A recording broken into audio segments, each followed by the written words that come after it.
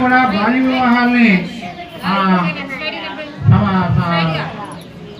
మంచిది కాదని అనేక సంఘ సంస్థలకు వీరేశలింగం పంతులు గారు, రామ్మోహన్ రాయ్, బెంటి చాలామంది ఈ సాంఘిక దురాచారాలు అంటారు వీటిని.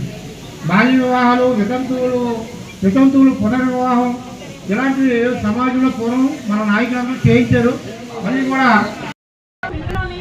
కొంతమంది పిల్లల్లోని హైపర్ యాక్టివ్ పిల్లలు ఉన్నారు, కొంతమంది ఏమో కామ్ గోయింగ్ స్టూడెంట్స్ని చూసారు, కొంతమంది ఏమో కొద్దిగా హైపర్ యాక్టివ్గా అటు ఇటు తిరుగుతూ